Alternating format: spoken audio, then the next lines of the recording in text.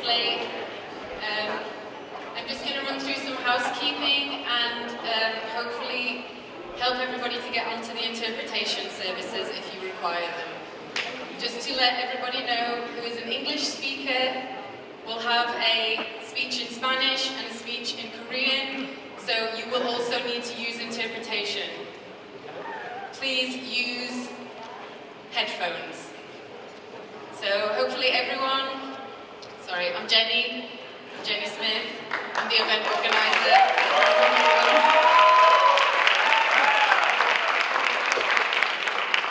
And I'm very much looking forward to Monday. But before then, we have lots of amazing speeches and speakers to welcome you to Korea and to the Global Greens Congress. So thank you very much for joining us.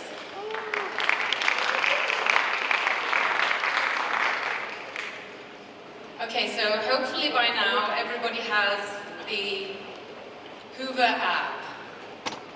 If you haven't, please raise your hand now and we will try and get a volunteer to come and help you access the interpretation. Okay, I'm not seeing any hands, so I like that. This is the QR code that will take you to the download, so please use it if you don't yet have the app. And if you need the event invitation code, you can use the code that's on the screen now.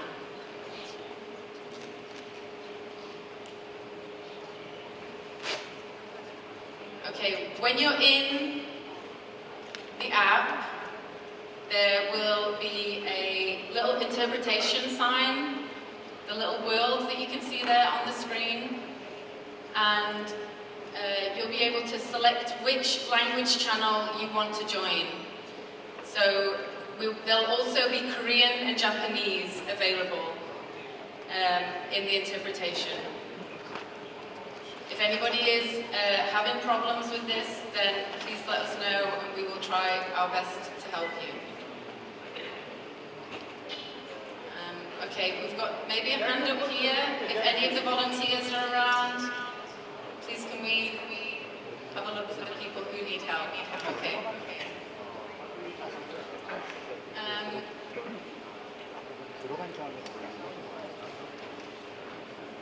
Okay, while we are doing that, I just wanted to say a huge thank you to all our online and in-person interpreters.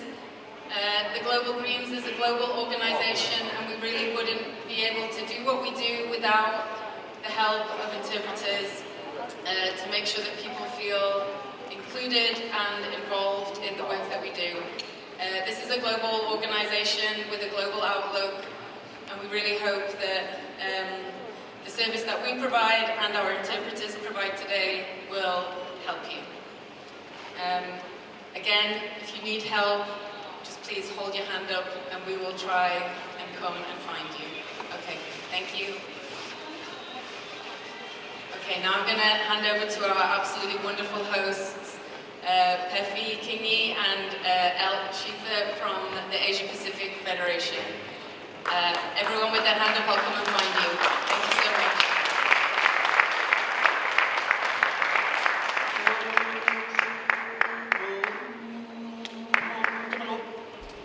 May I please ask our Global Greens to be on our left, stage left, if you wouldn't mind joining us. May I please ask the Green Party Korea representatives to please stand with our Global Greens on this side. May I please ask the international team of the Green Party Korea to also be upstanding on this side.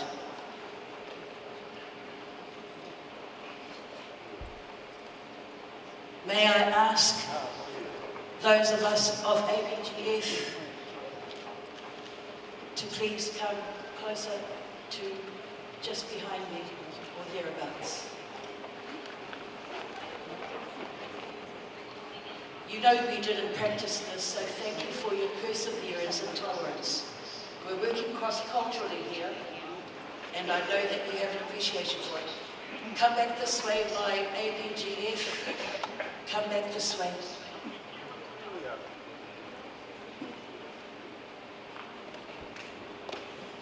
This is normal for many Indigenous peoples. We are indeed the visitors.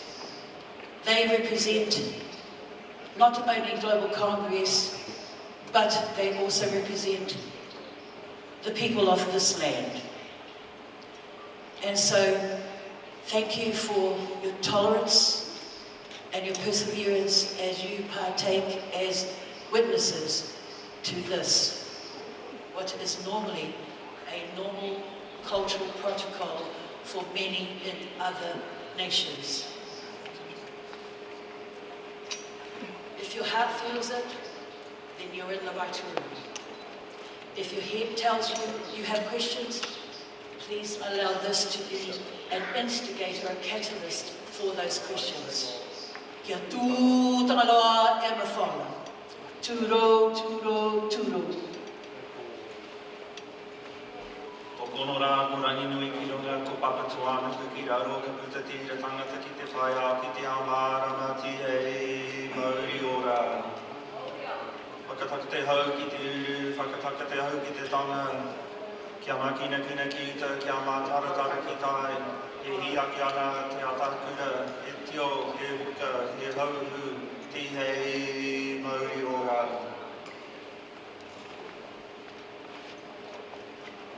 My Creator, I have been inspired by you and the spirits of this land, the land of the dreaming. I thank Thee for all that You've done for me, my family and my community. For the Tree of Life leads us down many roads. Help me down those roads. Help me with our culture, our ways, the ways of the Creator. Thank you.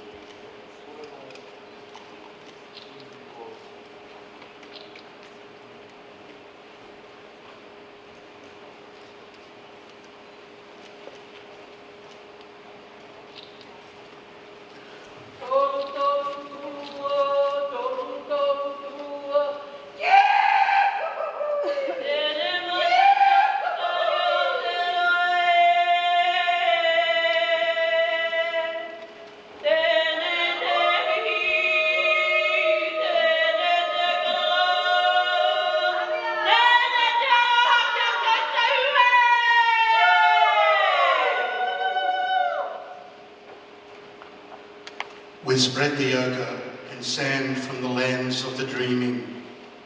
As a First Nations person, our soil is special to us and it carries the spirit of the land. Thank you.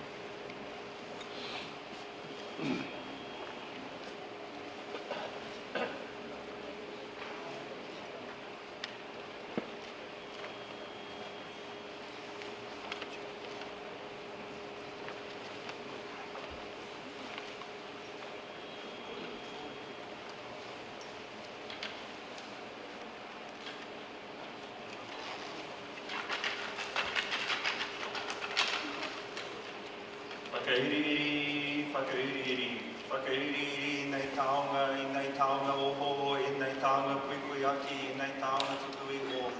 Nā rangi nui e te waki ana, nā papatuana koe takato tonu nei. Whakakiki, kua tau.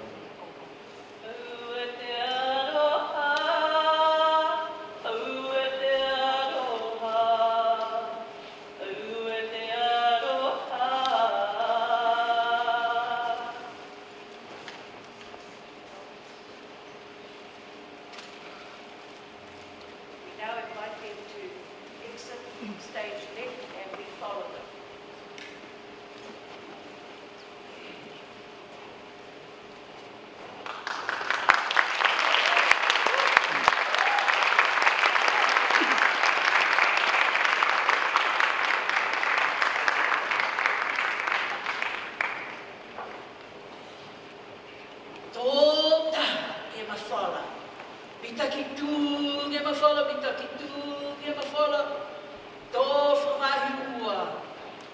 What a pleasure it is to be amongst Greens. May I have an, well, let's see, what shall we have? I've got it. Ladies and gentlemen, 2 hands.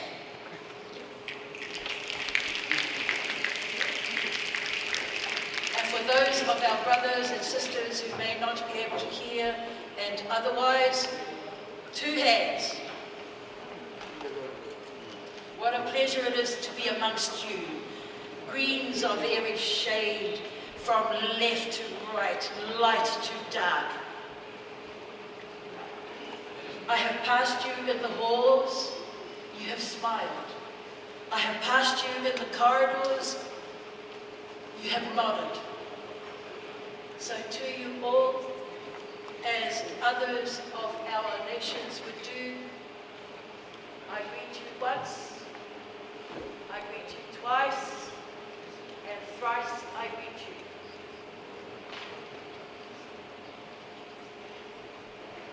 I'm told that we should introduce ourselves. That might be a good way to go.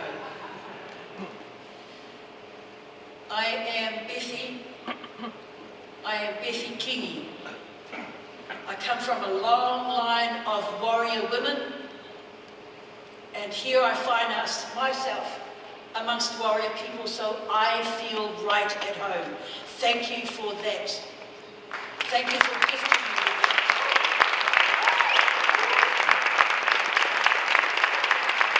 What a privilege to serve you. What a privilege to work with the Global Greens. What a privilege to be in someone else's soil. You may not have understood what took place, but I kid you not, that's a catalyst for you to approach those people and ask them what was happening, what was taking place. We have got a dual act. May I ask my wonderful colleague to introduce herself. Thank you, Pefi. My name is Sheather, and I'm from the Australian Greens Party, which is actually the oldest Green Party in the world and still going strong, which is really great.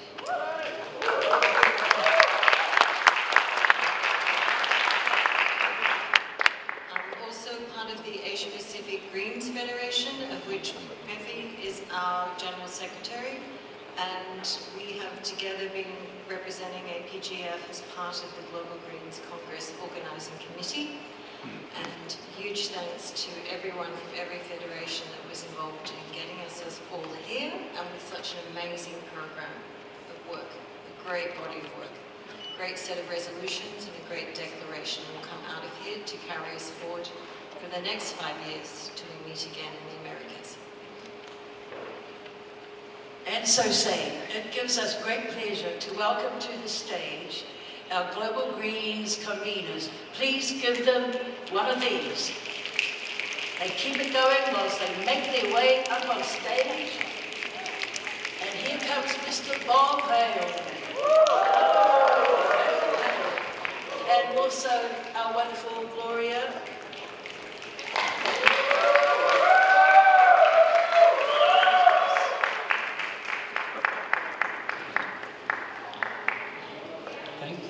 Thanks, Pefi, for that introduction. And hi, everyone. It's great to be here, and welcome to the 5th Global Greens Congress, the first to be held in Asia.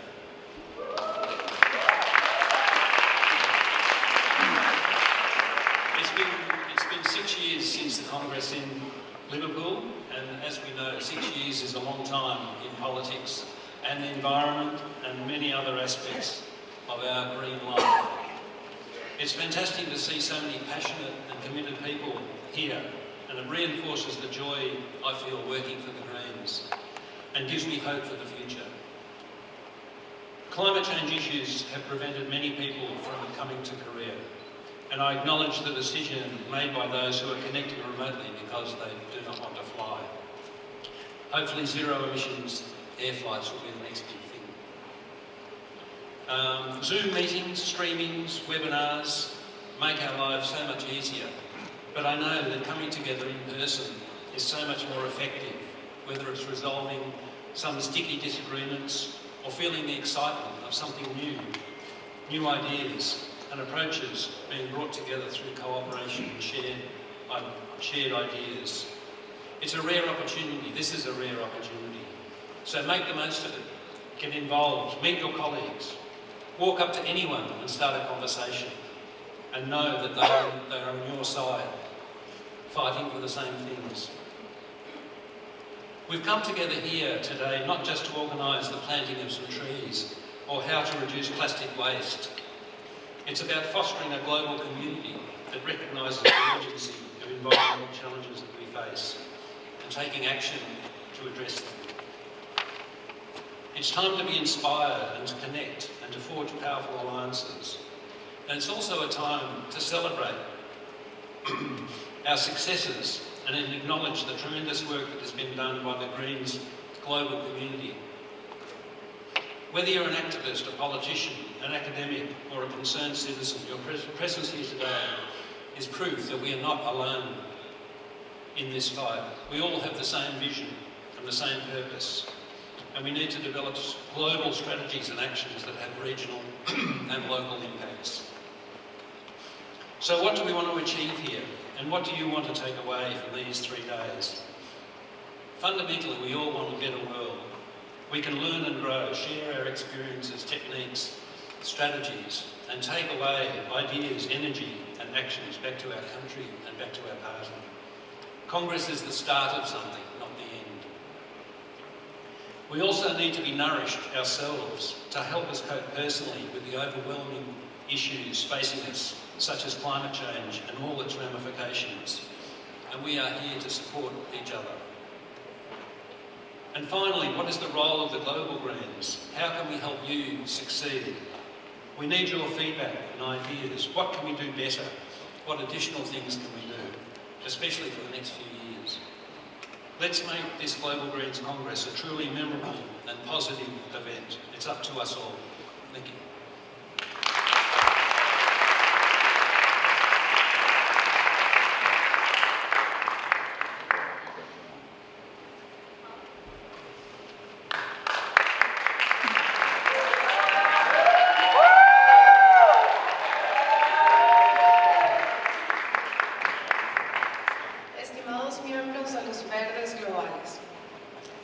Líderes políticos, delegados, defensores del medio ambiente, amigos de todo el mundo, sean bienvenidos al Congreso GlobalGleensCongressKorea 2023. Es un sentimiento invaluable después de tanto tiempo, por fin podemos encontrarnos.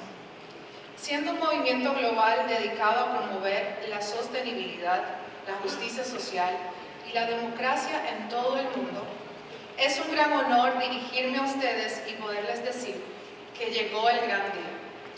El día de reafirmar nuestro compromiso con el mundo. El día de demostrar a nuestros pueblos, a nuestras naciones, que sí, hay una opción, la mejor opción. Y sin duda alguna, esa opción es verde. Esta es la razón por la que nos encontramos aquí. Por la importancia de nuestra misión y la necesidad urgente de actuar para enfrentar los desafíos globales que amenazan nuestro futuro. Nos encontramos aquí para crear espacios que trascienden el escenario electoral local, para fomentar naciones que comprendan su rol tanto regional como global, en un mundo que está interconectado y de manera acelerada se va transformando y deteriorándose. Creo firmemente que los desafíos no son obstáculos, sino oportunidades de sacar el potencial que hay dentro de nosotros. Como los verdes globales, hemos vencido grandes desafíos y estos nos han hecho más fuertes. Sin embargo, preexisten 3 desafíos globales fundamentales que exigen nuestra atención y nuestra acción inmediata y que trascienden las fronteras nacionales, exigiendo de nosotros una acción global coordinada. Primero tenemos la crisis climática. El cambio climático está provocando fenómenos meteorológicos extremos sin precedentes. Sus efectos amenazan los ecosistemas frágiles, aumentando la escasez de agua y dañando la agricultura. Parece que nuestras constantes advertencias no han sido suficientes y necesitamos tomar medidas urgentes. Para reducir las emisiones de gases de efecto invernadero, invertir en energías renovables y promover prácticas sostenibles en todos los sectores de la economía. En segundo lugar, tenemos a la crisis de biodiversidad. Estamos presenciando la rápida pérdida de especies y la destrucción de hábitats naturales en todo el mundo. La degradación de estos ecosistemas pone en peligro la estabilidad de los ecosistemas que sustentan la Tierra, desde la polinización de las plantas hasta la purificación de las aguas. Es primordial como política pública proteger y restaurar nuestros ecosistemas, buscando promover la conservación de la biodiversidad. En tercer lugar, tenemos la desigualdad social y económica. Debemos trabajar incansablemente para que todos tengan acceso a oportunidades justas y una vida digna.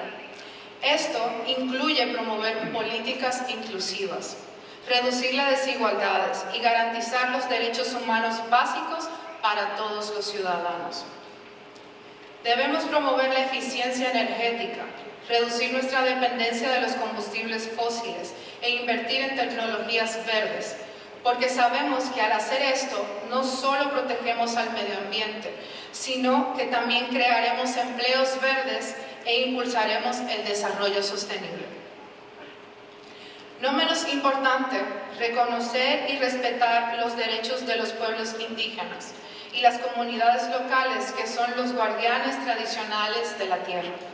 Debemos trabajar en sociedad con ellos, escuchando sus voces y conocimientos, para promover el manejo sostenible de los recursos naturales y preservar la diversidad cultural.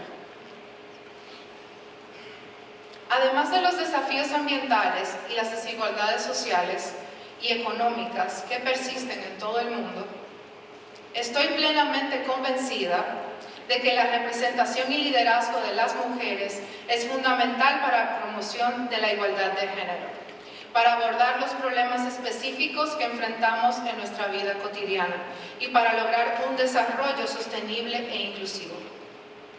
Necesitamos asegurarnos de que las mujeres tengan igualdad de acceso a las oportunidades políticas, que sus voces sean escuchadas y valoradas en todas las esferas de toma de decisiones.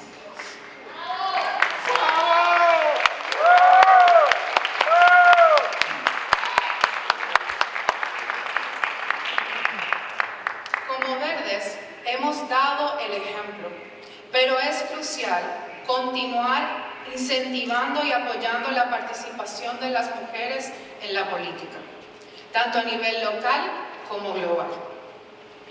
Porque cuando las mujeres tienen voz en política, las políticas son más equitativas, las decisiones son más inclusivas y la sociedad en su conjunto se beneficia.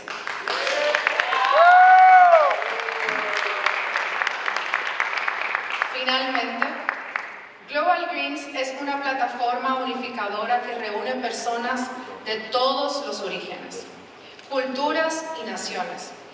Nuestra visión es construir un mundo donde la naturaleza sea valorada y protegida, donde todas las personas tengan acceso a oportunidades justas y donde las decisiones políticas se tomen de manera participativa y transparente. Nuestro momento, el momento verde, no es ayer, no es mañana, es ahora.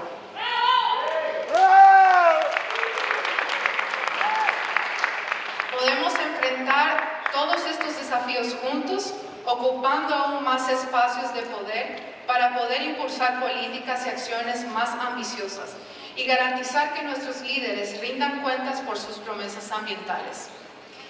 Queridos amigos, el reto es global, las acciones son locales y el liderazgo es compartido. Por eso, queremos escuchar sus ideas, sus particularidades, y este es el espacio propicio para plantearnos estrategias, soluciones conjuntas en beneficio de nuestro planeta. Muchas gracias.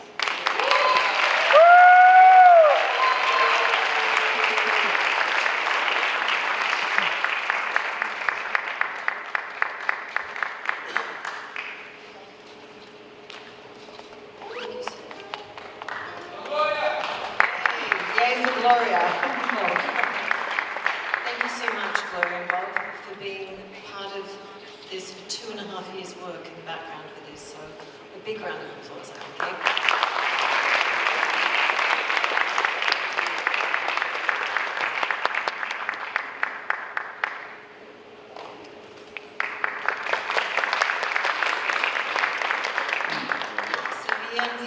Bienvenido, Alan Wasalan Hanyan. It's now my pleasure to introduce our hosts from the Korean Green Party. We have the two people that are coordinating the International Committee of the Korean Greens. Just very briefly, the Korean Greens' achievements include filing unconstitutional lawsuits on election and political laws. In 2020, they successfully got partial electoral reform, and we all know how hard that is to achieve in many countries. Yeah, something many people are struggling with.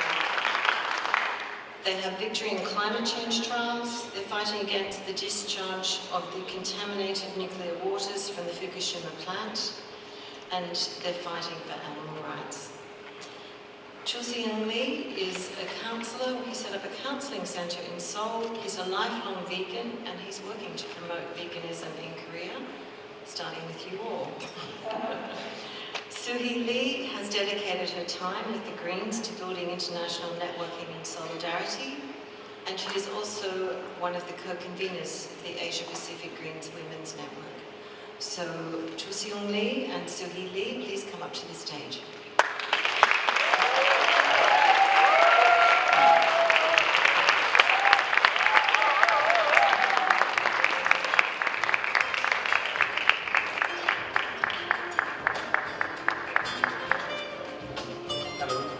Hello everyone. We're finally here after almost 6 years. I'm speaking Korean, probably to promote diversity. Okay. 전 세계 곳곳에서 원주민, 소수자, 난민, 이주민, 여성, 노동자, 농민, 그리고 동물의 해방을 위해 분투하며 생태 학살과 인류 종말을 막기 위해 외로운 싸움을 하고 있는 여러분, 이 세상에 하나뿐일 각자의 녹색 신화를 만들어가고 있는 여러분을 열렬히 환영합니다. 또한 전 세계 곳곳에서 온라인으로 참여하고 있는 수많은 녹색인들에게도 환영 인사를 드립니다. 2017년 리버풀 총회에서 우리가 모인 이후로 6년이 지났습니다. 그 6년 사이에 우리는 유럽에서, 아메리카에서, 아시아 태평양에서, 그리고 아프리카에서인 거대한 녹색 물결을 목격했습니다. 또 그 6년 사이에 우리는 사건 그 자체로 녹색당의 존재 필요성을 입증해주는 이 한국총회를 2년 연기하게 된 원인이기도 했던 코비드-19 팬데믹을 경험했고, 우크라이나, 러시아 전쟁, 전 세계적 인플레이션, 그리고 점점 심화되어 가고 있는 중국과 미국의 파워게임 등을 경험하고 있습니다. 저는 트럼프는 떠난 줄 알았는데 계속 여기저기 등장하고 있더군요. 그 사이에 금융, 통신, 소셜미디어, 방송, 인터넷, 인공지능, 로봇 등에 쓰이는 과학기술은 점점 더 고도화되어 일반 대중에 대한 감시와 통제를 강화하는 데 사용되고 있습니다. 이런 시대에 왜 우리는 또 만났을까요? 우리 모두 6살을 더 먹은 것을 확인하려는 것은 아닐 것입니다. 이번 한국총회가 우리의 만남의 이유를 확인하고 느끼는 자리가 될 것을 확신합니다. 한국녹색당 역시 여러분이 각자의 자리에서 써나가고 있는 녹색 신화를 이곳에서 함께 써나가고 있습니다. 한국에는 마치 한 장의 종이의 양면인 듯 조금 멀리서 보면 한 몸인 두 거대 정당이 있습니다. 한국의 녹색당은 분단과 대결을 조장하고 불안감을 자극하며 거기에서 정치적, 경제적 이득을 취하는 이 두 거대 정당이 앞장서서 파괴하는 이 땅의 생태계를 기후위기로부터 지켜내고 그들이 제시하는 거짓 환상에 휘둘려 고통받고 있는 사람들을 치유하는 신화를 써나가고 있습니다. 녹색당이 없다면 이 세상은 이들이 이끄는 대로 디스토피아로 향할 것이라는 것을 저는 믿어 의심치 않습니다. 그래서 더욱더 지금 이 글로벌 그린스 한국총회가 한국 녹색당원들이 위로와 힘을 얻는 자리가 되고 여러분들과 공명하는 자리가 되고 더 나아가 훗날 한국 정당사의 주요 역사로 기록되기를 희망합니다. 이번 글로벌 그린스 한국총회를 준비하면서 느낀 것은 전 세계 100여 개국의 녹색당으로 구성된 글로벌 그린스의 재정과 인력이 많이 열악하다는 것입니다. 글로벌 그린스를 전 세계 각 녹색당들이 강하게 연대하고 실질적 도움을 주고받을 수 있는 네트워크로 성장시키기 위해 더 나아가 전 세계 대중들과 국가기관 그리고 세계 기구들에도 좋은 영향력을 끼치는 조직으로 발전시키기 위해 많은 논의가 필요합니다. 이번 총회를 준비하기 위해 수고한 글로벌 그린스와 한국 녹색당의 모든 분들 그리고 자원봉사자들에게 감사와 경의를 표합니다. 한국에서의 총회가 즐거운 기억이 되기를 희망합니다. 아기 때 기어다니면서부터 비동으로 살아온 사람으로서 한국에서 여러분이 머물 동안 채식하며 생존하기 조언도 제가 해드릴 수 있습니다. 우리 모든 적어도 어떤 면에서는 기득권자이므로 갈등은 필연적입니다. 실패 또한 필연적인 과정입니다. 제가 2017년 리버풀에서 힘을 얻었듯 이 자리의 모든 분들이 각자의 수많은 시도와 수많은 실패의 경험을 서로 나누고 위로받고 에너지를 충전하고 더 강해지기를 기원합니다.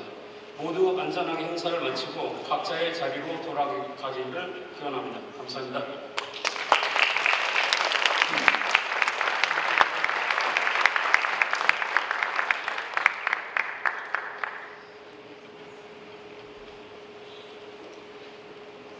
It gives me enormous joy to finally say, hello fellow Greens, hello friends, welcome to the 5th Global Greens Congress in Korea.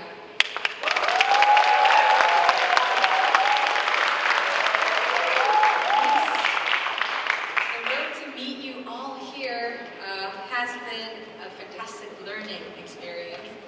For one thing, being the point of contact of the Korean embassies in your countries taught me many of your names in advance.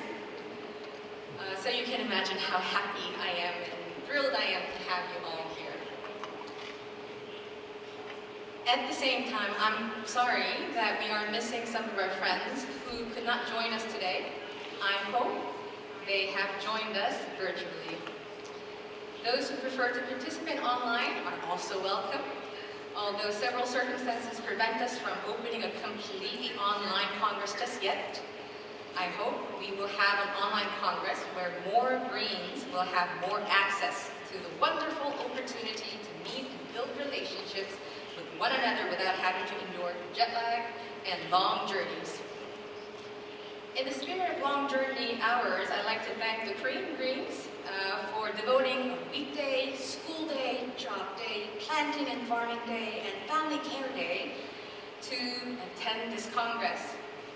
Green Party Korea is composed of 16 regional parties, one young Green Party, one youth party, and the Korean Greens in Europe.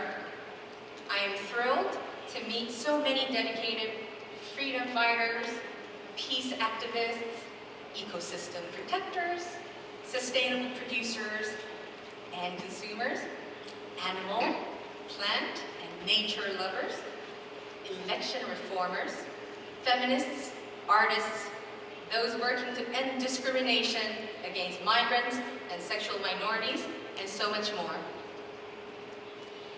If you want to know more about the Korean Greens, please join us for the Green Party Korea Conference on Saturday. You can also check out one of the wonderful decorations in the lobby that lists the agendas of the Korean Greens. I heard many of you say that Korea is such a safe country to visit. It is. Well, relatively. However, these are also what's happening in Korea. Unnecessary airport construction is planned in order to serve it as a military facility. A global business is so proud of its greenhouse gas emissions that it has the audacity to punish climate activists for telling the truth. There seems to be little social recognition for labor rights. Youth and student rights must be fought for in order to be guaranteed. Cities want to convert public parks into golf courses and destroy forests to make more room for more roads. The government refuses to reverse the Japanese government's decision to dump nuclear wastewater into the Pacific Ocean. Women's and LGBTQIA populations' rights are consistently ignored. People are being cheated out of their life savings in order to rent a suitable place to live. I'm sure many of you have similar stories back home. That is why we have all gathered here to learn from one another's experiences, communicate on common ground, and most importantly, gain strength and inspiration from one another to continue this laborious yet thrilling path toward constructing a better world. Before closing up, I would like to send my gratitude to all the steps, eyes, fingers, and voices of the Congress. The interpreters, thank you.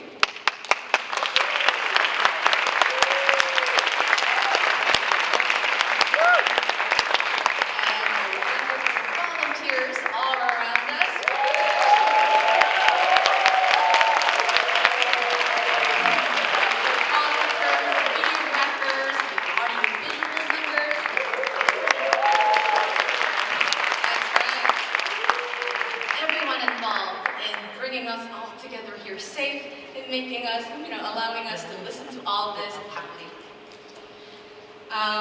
With all this, I would like to close with a slogan the Green Party Korea made to promote the Congress. Let the Congress be the space for the green politics for all. Thank you.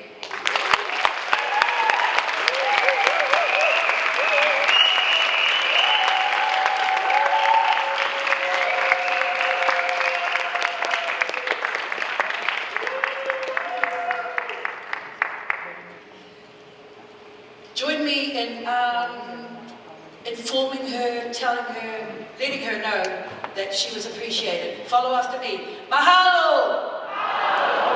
There you go. Thank you. And so, movers and shakers, the previous Global Greens Congress was a momentous occasion, and it was hosted by the European Federation and the Home People in the UK, Liverpool 2017. Thank you, those of you who were there. You produced the Liverpool Declaration, and you produced more people, more committed, more green. Here to relate and to hand over from the Global Greens Congress 2017 to Global Greens Congress 2023 is one of the featured stars. She is a British Green Party of England and Wales politician. She served as the party's deputy leader from 2014 on through to 2022. She is a co-chair of the People's Assembly Against Austerity and co-founded Another Hope. Sorry, Another Europe is possible, and Another Hope. And so, movers and shakers, please, one of these warm welcomes for our well-known, well-recognized, because I looked her up on YouTube. Please, one of these for Miss Amelia Womack.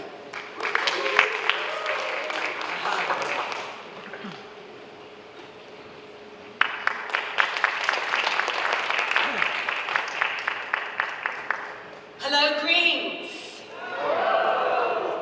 And on behalf of the Global Greens, of course, welcome to Korea for the 2023 Global Greens Congress. Welcome too to all of those participating remotely we truly value the participation that you bring. It's wonderful to have you here at this empowering event. It's our green unity that makes us strong.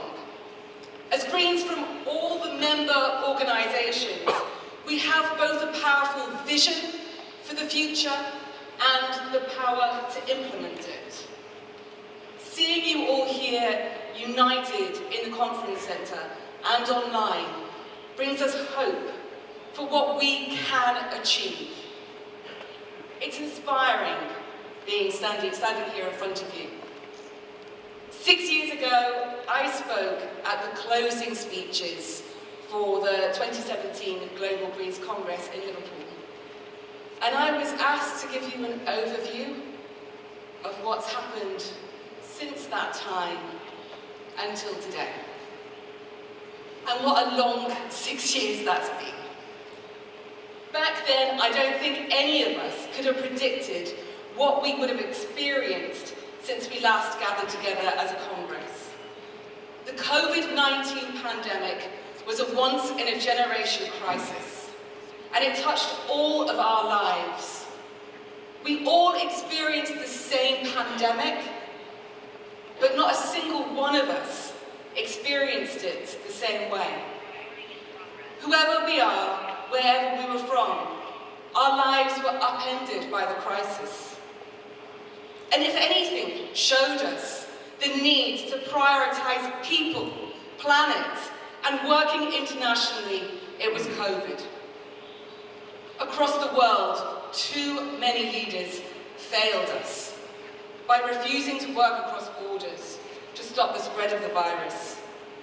Most ignored the needs of our communities, enabling tragic and unnecessary loss of life.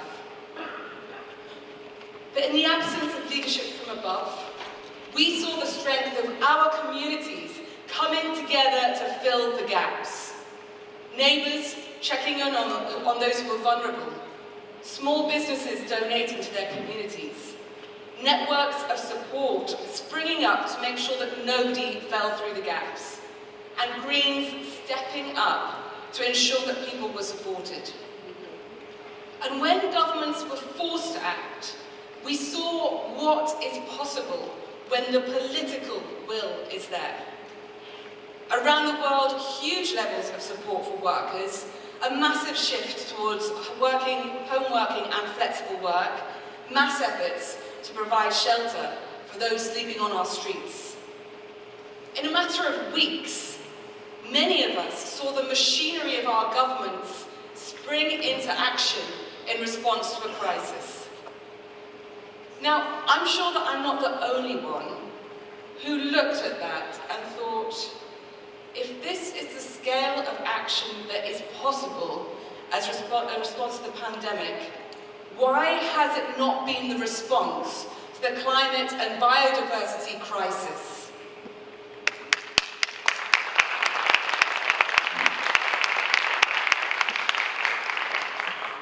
For me, that realization gave me a surge of hope.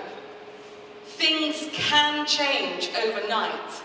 And when governments are faced with enough pressure to act, whole economies and whole societies can shift dramatically in order to reach a common goal.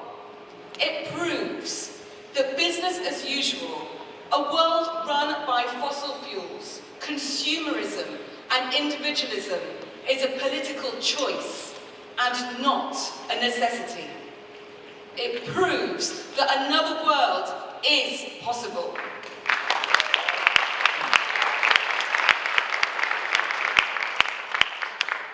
Our job, Global Greens, is to make sure that the pressure to act builds until our governments can no longer resist changing their destructive actions that are harming the planet and everybody living on it. But it's not just the pandemic that has reshaped the world since we last met. War now rages in Ukraine, and I'm sure that I speak on behalf of all of us when I send my solidarity to those suffering.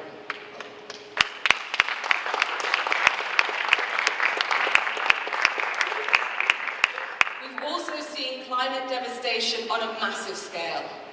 Thousands killed by flooding in Pakistan. Homes destroyed and lives taken by wildfires in Australia. Livestock and livelihoods are being devastated by drought on the Horn of Africa. North America has seen historic flooding and fires, while South America has experienced record droughts. Last summer, we saw unprecedented temperatures, and no country has been immune to the effects of climate change. Whether that's drought, wildfires, extreme weather, melting glaciers, or ocean warming. It's never been clearer that climate action being taken by countries around the world is not going far enough or fast enough. But while we fight for climate action, we're also fighting a rising tide of hate across the world. Last year, America's Supreme Court overturned the right to an abortion. In 2020, Hungary banned adoption for same-sex couples, and the year after passed a law banning the promotion of homosexuality. Uganda now issues the death penalty and has essentially created state-sponsored homophobia and transphobia against LGBT people. Egypt and Turkey imprison journalists, and from the UK to the US, trans people's rights are under attack.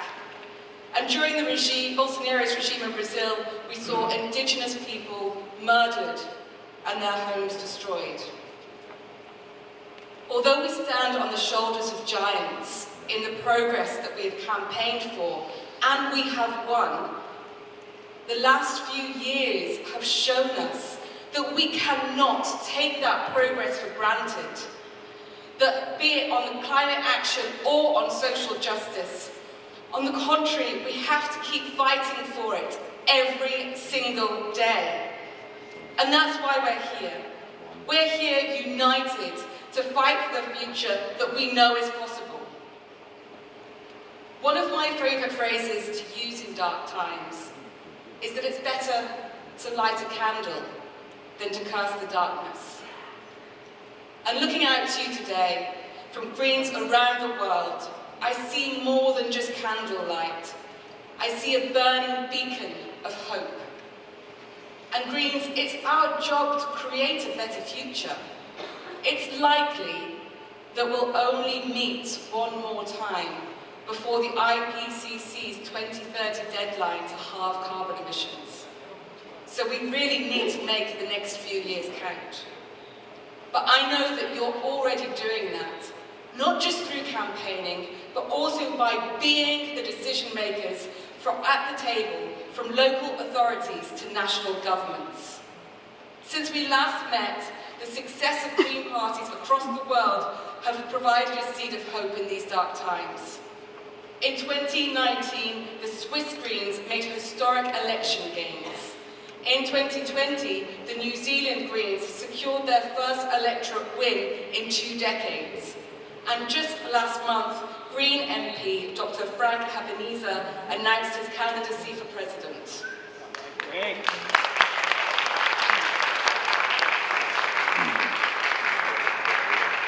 It's clear that across the world, people are crying out for a different way of doing things, a green way of doing things, a way of doing things that puts people ahead of profit, that invests in communities, and that works with our planet and not against it. This gathering is a wonderful opportunity for us to come together across the world, to share our diverse knowledge and experience, and to put our green values into practice. I'm so excited to learn from you all on the huge range of topics that we have, whether that's discussing storytelling, AI, or gender justice, or green economics. The range of issues on the agenda for this Congress reflects the scale of our ambition as Greens. We're not interested in tinkering about around the edges or with single-issue agendas. We want systemic change. We want change from the ground up. We want decision-making powers in the hands of communities. We want societies that value difference and welcome migrants and refugees. We want a society safety net that supports everyone, not just to survive, but to thrive. We want a reshaping of work that provides dignity, fairness and freedom for all. And we want action to protect our planet and nature, not just for our generation, but for generations to come. It's such a privilege to stand before you in a room full of people who not only share these aspirations, but who are working every day to make them a reality. On my darkest days, it is you who gives me hope, because you are the ones who are going to create the change the world needs. Together, Greens are the future. Together, we will make change, because it's when we work together that we're a powerful force for a better world. Thank you.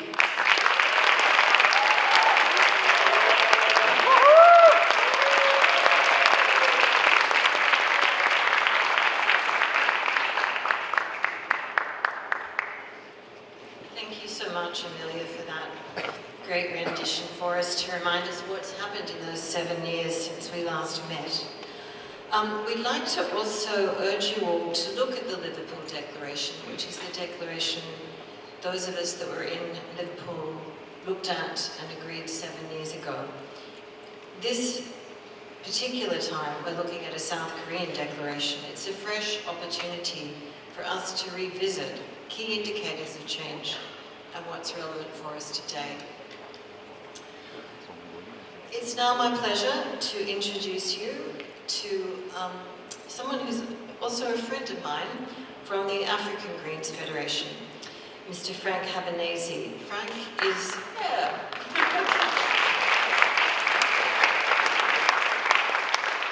Frank is a founder of the Democratic Green Party of Rwanda. In 2018, he and other colleagues from the Democratic Green Party of Rwanda were the first opposition candidates elected since 1994. Amazing achievement. We now have 3 in the Rwanda Parliament. Frank himself took office in 2019. He is today, for the second time, a candidate for presidency. And one of the roles I've enjoyed, and this is serious, I actually have been his security consultant for his work in Rwanda. From having dinner with our colleagues from the African Federation, the European Federation, and the Americas Foundation last night, I've now got a great slogan to share with you from Rwanda. The hour for democracy is now. And while Frank comes to the stage, I'd like you all to do this. This symbolizes the hours of the clock, so the hour for democracy is now, okay? The hour for democracy is now. The hour for democracy is now. Mr. Frank Habanese, everyone.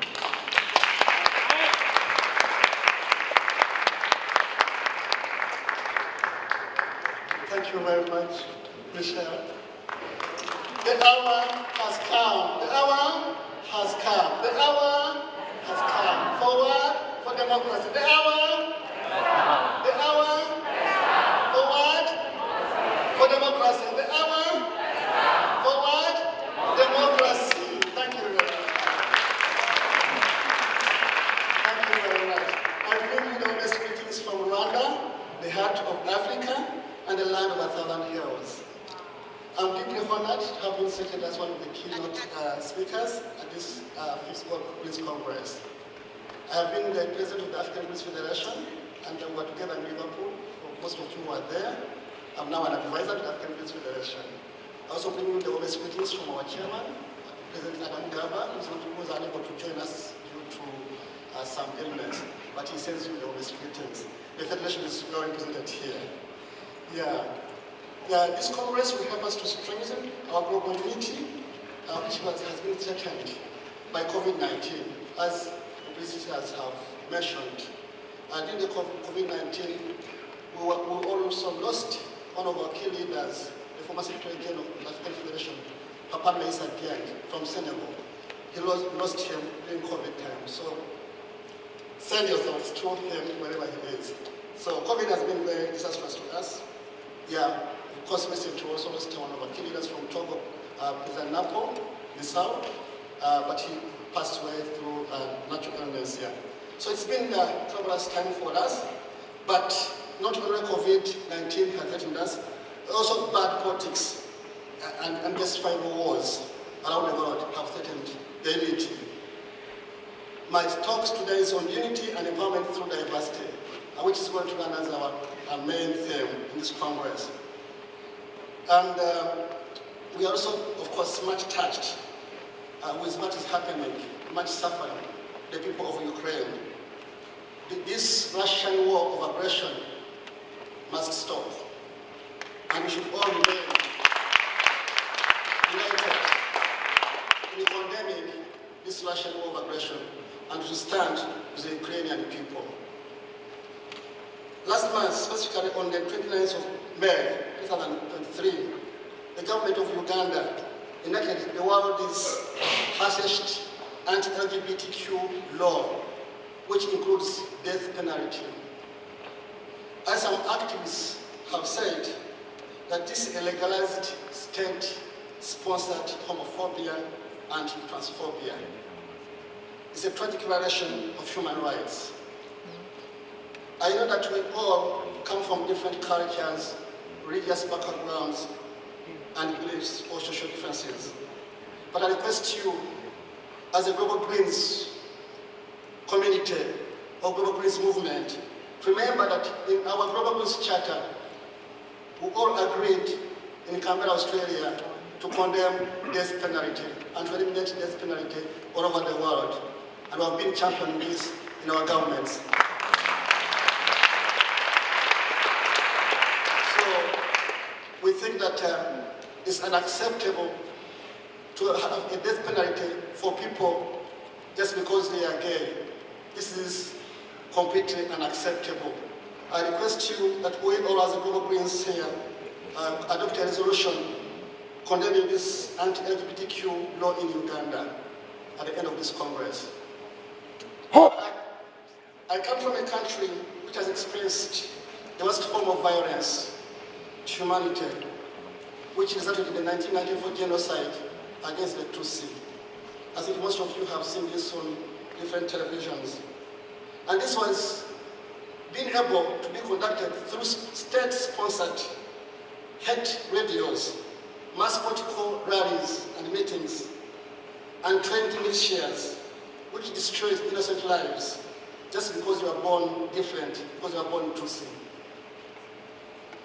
We need to continue standing with people affected by unjustifiable wars, like in Sudan, South Sudan, Democratic Republic of Congo, and elsewhere. Our global peace message and non-violence should be heard. And the slogan, never again to another genocide, and it should become real. Because we live in a world where political actors have no shame of practicing genocide against people. We are seeing this happening. So we should remain united in condemning these state-sponsored violences, as we are seeing. The Democratic Party of Rwanda appreciates the new policies in our country which enforce unity and reconciliation, which have helped to heal people of Rwanda to coexist with each other through different diversities, and we are able to build our country together. With this experience, I fully understand what state-sponsored violence and homophobia can bring and strongly condemn it. When any hateful acts of violence occur on one of us, we are all affected. I hope the recent events happening in Africa, Ukraine, Sudan, Democratic Republic of Congo, and elsewhere in the world will instead unify us, strengthen, and empower us in our diversity. This Congress, as I mentioned, will focus on embracing the beauty of strength in unity and empowerment through diversity from all the collective global voices for a unified global Greens movement, a stronger political force, and the only hope to safeguard our planet and humanity. We shall accomplish much more together, lifting up each other and not leaving behind minority groups. Now is a particularly important time to come together. We should always remember to have compassion and empathy for one another. We never really know what someone's really experiencing. And there's so much beneath the surface of each person that we don't see, or indeed let it be stand. Let us continue standing for liberty and justice for all, for social justice, non-violence, and pursuits and participatory democracy. It doesn't matter where you are, whether you are black or white, Asian or Arabic, rich or poor, gay or straight, we're all one global Greens movement. I look forward to a strong, unified, and empowered global Greens community. We will achieve much together, stronger in our unity and diversity. As my former security advisor, Michelle, mentioned, because she has accepted to be my next security advisor because I'm standing again for the elections for president next year.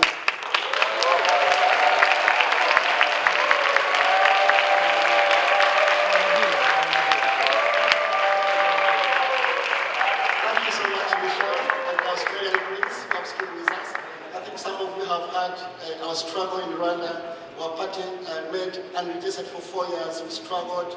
My vice president, Andrew Kagwa-Biseleka, was decapitated in 2010.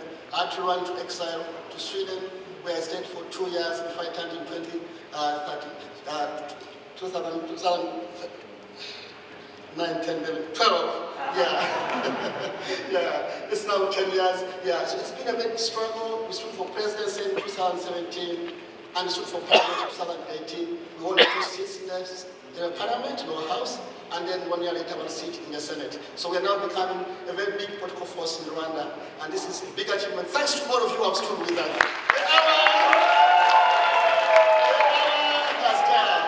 Thank you very much, and God bless you.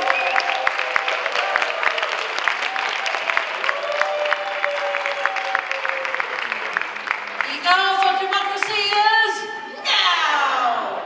The hour for democracy is now! And so, movers and shakers,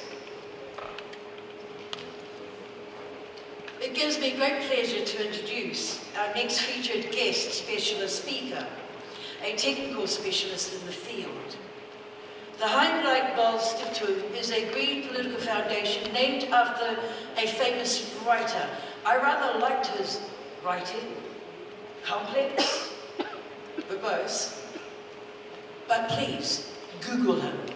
You might find him extremely engaging.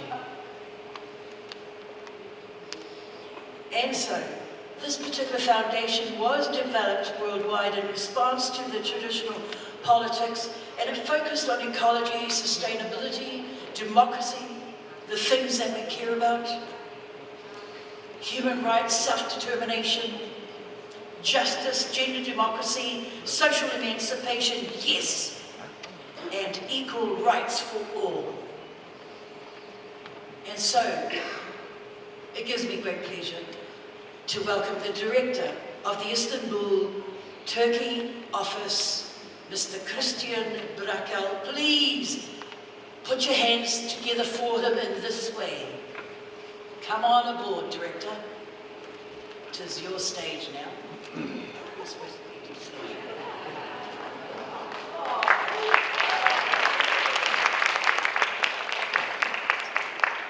Hi, everybody. Thank you very much for the invitation. Just one word of warning, please don't Google me. There's some horrible old pictures on them.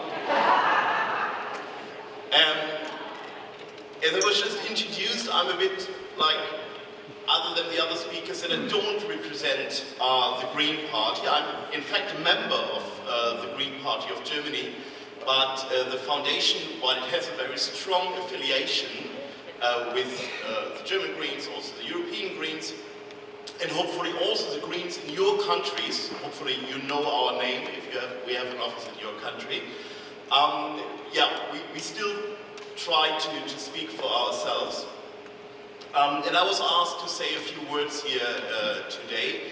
I was introduced as the office director for the office in Istanbul, which I've proudly been for the last 8 years. And I think also coming from this experience, I can tell you a bit about the struggles of democracy, which a country like Turkey seems to be facing every single day for the last 8 years at least I've been there. But I think we also have a lot of experiences from other countries around the world. I'm here together with my colleagues from our office in Hong Kong. But I'll be moving very soon, which is next month already, to this wonderful city of Seoul, as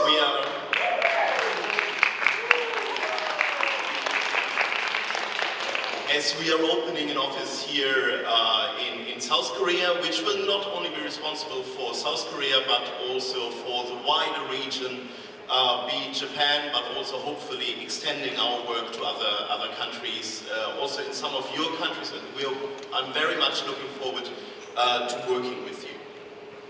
I was asked today to speak a bit about the challenges, the unique challenges that some of our countries, I think most of our countries are facing, even I think in a very different way when it comes to democracy and authoritarianism in the coming years. And I also realized when listening to some of the wonderful speakers who came before me that, I mean, German politics has a bit this hallmark of what you probably come to know of Germans. We are a bit boring. Boring in a bad way, sometimes that you think, nothing is happening. But also boring in a good way, that sometimes the system is very stable. And I also have to say, some of the political challenges that we are facing definitely pale in comparison to what I've heard from other speakers here. But still, I believe that we in Germany, but also in other countries, will be affected by what I would call the coming storm. We've mentioned climate change time and again here, and I believe the clouds that are on the horizon will have an effect on basically all of us. And this storm is not only climate change, but the effects that a changed nature will have on our democracies, on the governance in our countries.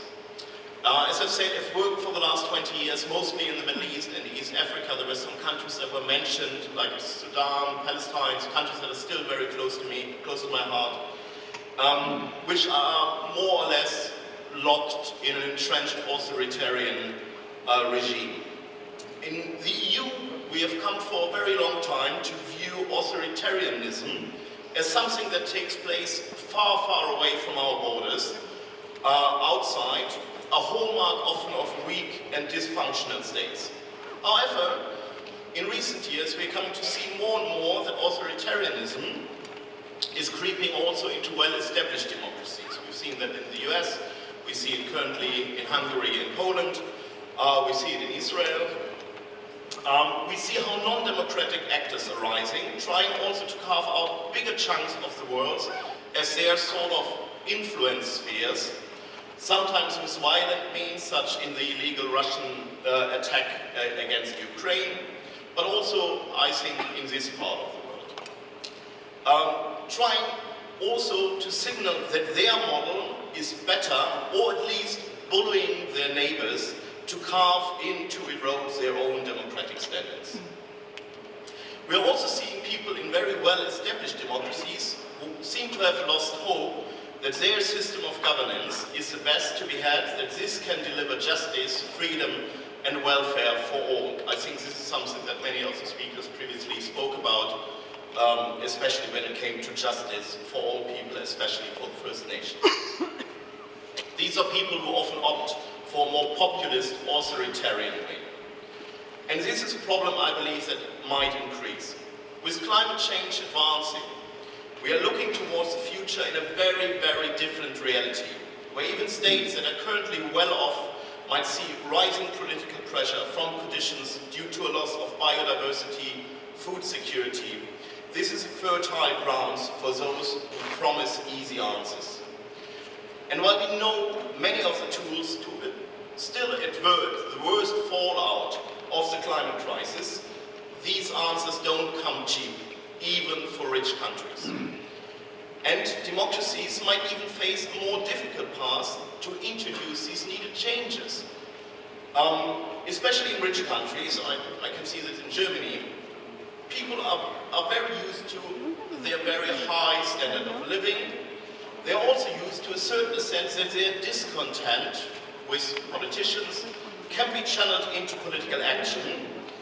Those who benefit from the status quo will not be easily won over, will probably put up a fight, and will try to manipulate the system to their advantage. Needed change is costly, and these changes can, even in the best of systems, easily fall prey to politicking among different actors. Coming back to the boring system of Germany, I'm giving you an example of something that's happening right in the moment. As you might know, the Greens, as for the first time again in many years, are part of the current German government coalition. And they are trying to push a very simple law through Parliament, banning the use of oil-powered heaters in newly erected buildings. Something that's very logical. All political parties, except some very fringe political actors, agree that this is the right thing to do if we want to curb fossil fuel emissions.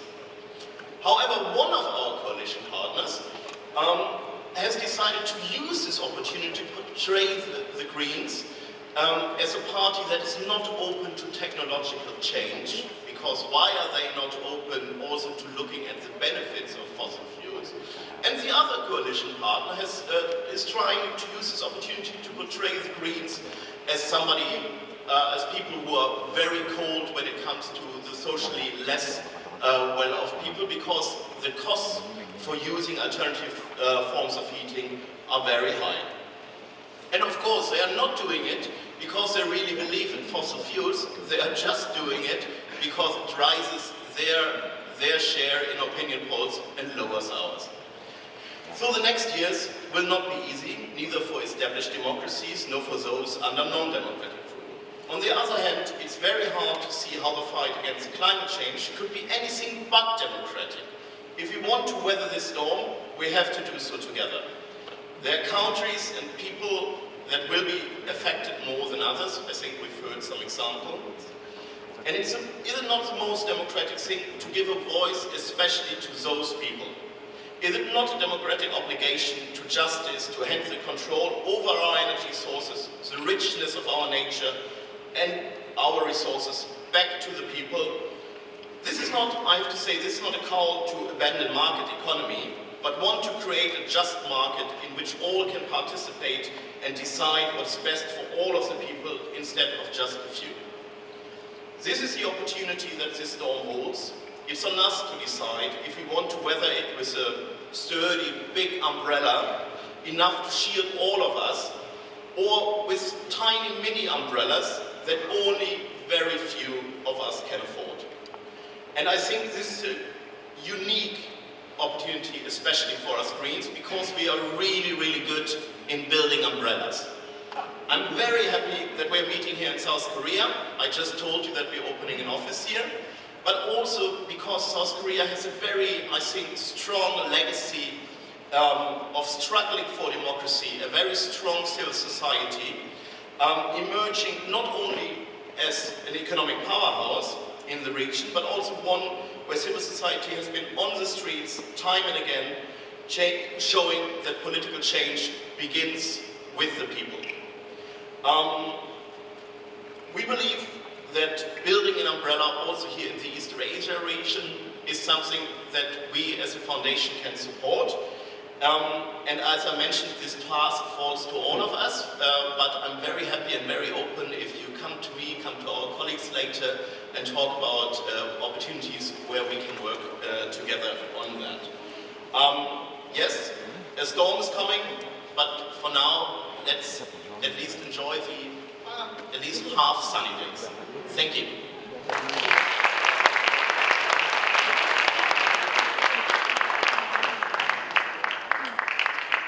So, movers and shakers, the theme of the Congress. Think quickly. What is it? Uniting!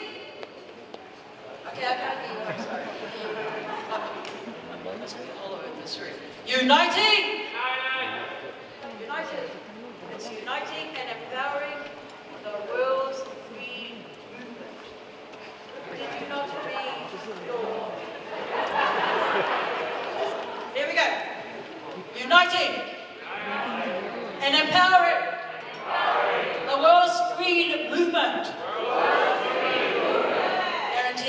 not to forget it now. I'm going to test you when I see you in the corridors. So I have this question of my colleague, Sheather. What 3 takeaways have you from today's sessions thus far? Can people hear? Yeah. Big question. The first very interesting thing in the 7 years is that we have more parliamentarians. We have more Greens in Parliament at local, national and state level, district level, province level. Big change. We have more Greens in power sharing, from Europe to Mexico to Aotearoa, New Zealand, all around the world. I always get inspired how, despite our uniqueness and despite the struggles that some countries have so much harder than others, we're all still part of shared values and shared principles that we actually actively, continually work to strive for every single day. And I have to do the security protocol updating for Frank, and I think I need to do it for Kenya as well, I've been told. So Pefi, how about you? What were the takeaways for you? 1, you are indeed as good looking as I thought you should be. Well done. 2, your dynamic power that you bring to the case. How gorgeous is that? I'm always impressed by people's willingness, voluntary spontaneity. I'm also fired up by an amazing feminist woman that the only one I really wanted to meet, Bell Hooks. Bless her soul. She always spoke about the passion and the fire within. You convinced me that you too have that. I should meet you. Thirdly, how wonderful that the room is filled with young people. That's the legacy we are building. We're talking about. So those are my 3 takeaways just for today. And the days haven't yet concluded. So I look forward to the next 3 tomorrow. Uniting and empowering. Thank you, the 2 of you who listened to me. Hopefully we'll remember it by the end of Congress. Now we're turning our attention to the Global Young Greens. And it's great pleasure that we introduce the Secretary of the Global Young Greens, who is from the Indian UK People Party.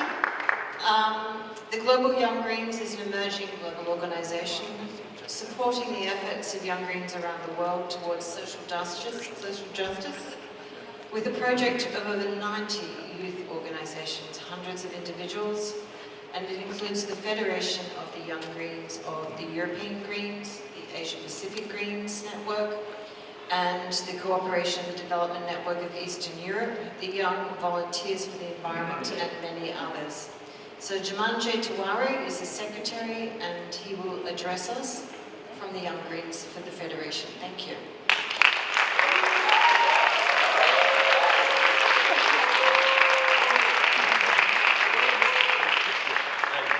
Greetings everyone, and hello Young Greens. Wow, what a privilege it is to speak on behalf of Global Young Greens. I welcome you all on behalf of Global Young Greens.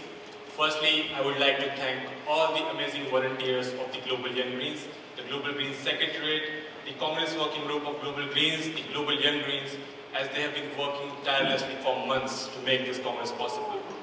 And a big thanks to the Korean Green Party and Young Greens of Korea for hosting this event here.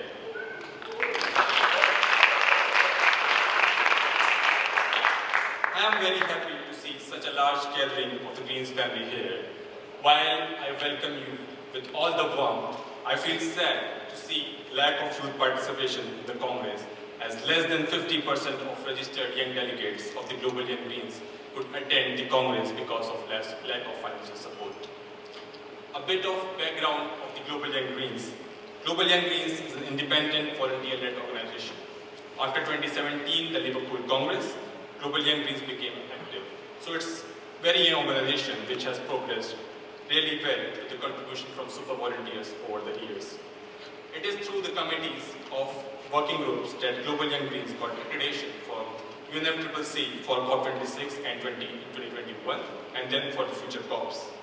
Global Young Greens, to work with the Global Greens, developed and agreed upon a memorandum of understanding between the organizations in 2021, which will certainly be very beneficial for the partnership between the two organizations and the Global Greens movement more widely. It was in 2021 that we also organized our first virtual congress, as 5 years seems a very long time for a youth organization. Global Young Greens also worked with UNESCO on their Future of Education initiative in 2021, which was the flagship project of Global Young Greens of UNESCO in the field of education for COVID. I would just like to take this opportunity to thank all the members of the previous steering committee members, oversight committee members, and the working group members of the Global Young Greens. I expect we will only continue to grow from here. Representation of all sections in the society is often found as a common objective in respective constitutions of all democracies and UN bodies. The noble ideal seems to generate principal agreement among all. However, if we look closely at the status and nature of representation, one can easily find how the issue of representation is regarded as a box-ticking exercise instead of being treated as an issue of substantive equality. Let us analyze the actual representation from half of the population, that is women. Even today, in global and local leadership, women face far more number of obstacles in rising to the positions of significance than their male counterparts. Speaking for the world's largest democracy, less than 10% of India's parliamentarians are women, even as a legislation to facilitate 33% representation in the legislative bodies continues to put on snooze. The situation is not even close to desirable in the so-called oldest democracy, as there are less than 33% of the total seat occupied by women Congress members. With regards to our indigenous communities, the situation is less said the better. The corrupt grip of capitalism consistently identifies these communities as inconvenient barriers to their so-called progress. In one speech, their ancient way of life is branded as primitive and banished without having any regard to the uniqueness of their language, culture, and the way of life. The modern day world has so much to learn from them in terms of harmoniously coexistence with nature. However, the world is struggling to even give them a space at the high table of policy making, let alone imbibe any learning from them. The LGBTQI committees are currently at different levels and stages of acquiring basic personal for themselves. In numerous countries, they have managed to shed oppressive veil of community imposed upon them by archaic penal codes. However, when it comes to their representation, the community is still grossly underrepresented in highly policy decision levels. In many countries, even the feeble efforts to secure increased representation are actively blocked and resisted. All in all, it remains a potent challenge to get fair and equitable representation for such segments of society. In this context of the set challenges, the youth can make a world of difference. It is only through their inclusion, alongside the marginalized communities, the realm of policy and politics, that we can bring a true societal change for the underrepresented and often misrepresented individuals. It is they who bring the fresh ideas, unburdened by the weight of prejudice, and can right an obituary of inequality and epitaph of liberty. The youth inherent sensitivity has the power to awaken society to shared communities we face, including environmental degradation, corruption, and urgent need for quality evaluation. We, as Global Young Greens, will continue to forefront the voices of Global South. We need youth at policy-making levels and not just used as tokens. We will be more radical, we have to be more vocal, and we have the power to change the system through the Green Movement and fight for climate justice. We believe there will be no climate change without human rights, indigenous people's rights, and social justice. We call on all the governments to stop the shrinking of civic space. We represent the right and dignity of indigenous people, workers, climate activists, and human rights defenders. We, as Greens, can and have to set an example for the world. We are the only party which can call itself truly a global party. The potential that we have is unmeasurable. We must foster a greater sense of coordination and solidarity, and together we can break down the barriers and forge an unstoppable movement towards sustainable and just future. Let me emphasize this unequivocally. Young people are not a distant promise of tomorrow. Young people are the powerful present force that will fearlessly fight for their better future.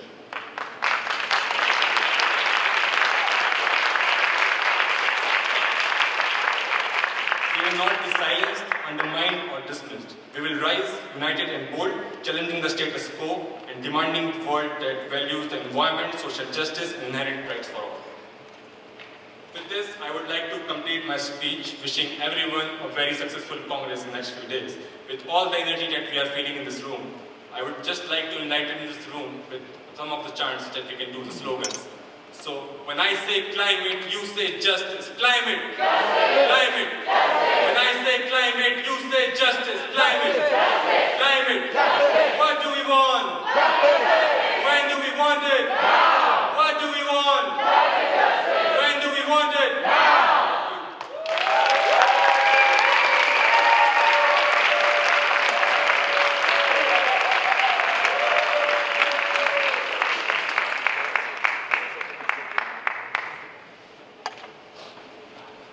Thank you so much, Janmejai.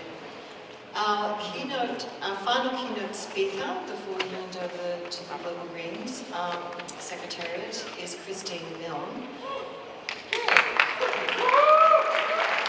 Christine is our Global Greens ambassador. She spoke at the Liverpool Congress, you might remember if you were there, but she was also at the very first Congress in Canberra, in the capital of Australia. Christine was our parliamentary leader, and even in a country such as Australia, it's still an achievement to have a woman as the parliamentary leader. She did that with very strategic insight for a number of years, from 2012 to 2015. She was the Vice President of the International Union for the Conservation of Nature, IUCN, from 2005 to 18. And she also was a member of the first ever Green Party in the state of Tasmania. And there she was a member in 1989. So I will hand over now to our Global Greens Ambassador, Christine Milne.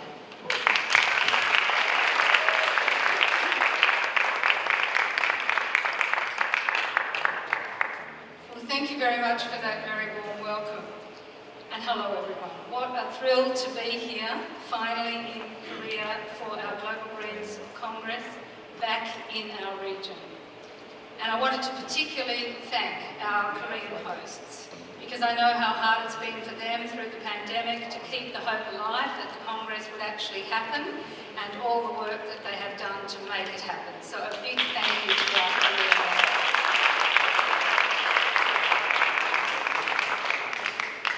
When I brought down the gavel to ratify the Global Greens Charter at our very first Congress in Canberra in 2001, the 800 of us there gathered from around 70 countries had great hopes and a big determination that within 20 years, by 2021, we would see Greens in power, in government, right around the world, driving the positive change that we knew was necessary to save Earth from accelerating global warming, from biodiversity collapse, from the erosion of democracy, and the ongoing threat of war and nuclear weapons and nuclear waste.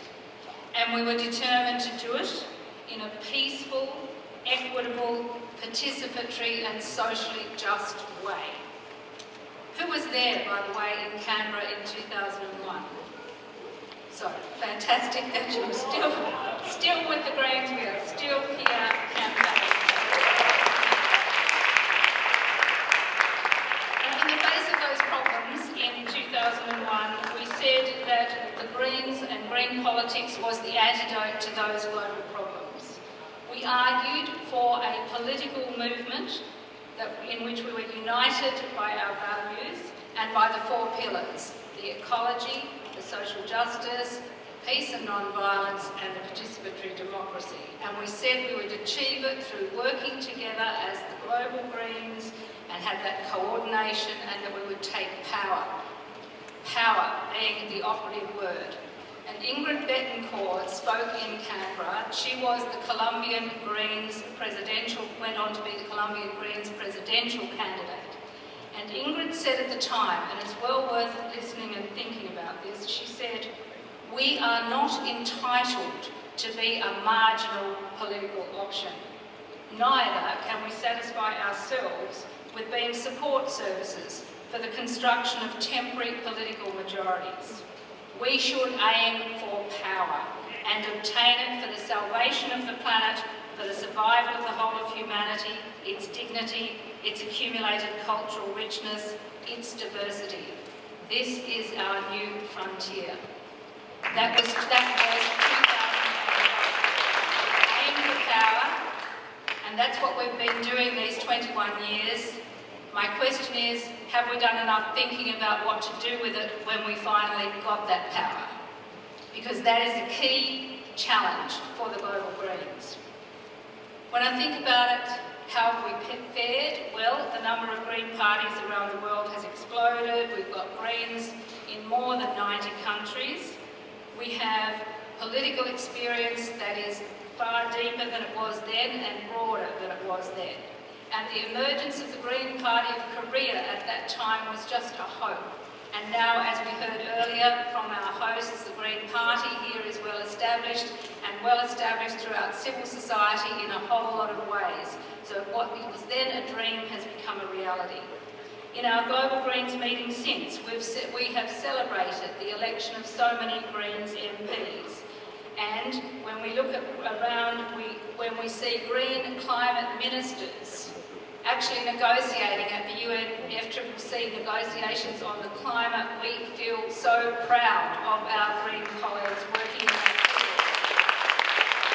Only a week or so ago, I saw a joint letter signed by a number of members of the European Parliament and a number of people in the US Congress and the Senate, saying that the proposed president of the COP, the UAE president of the COP, should be removed. And I looked through the list and there were a whole lot of Greens there, and I was so proud of them when they put their signatures to that letter. And I want to give a special shout out to the Ukrainian Greens. We've heard that earlier from Amelia, but I want to say it again. Our friends in the Ukraine have our support. We stand in solidarity with the people of Ukraine.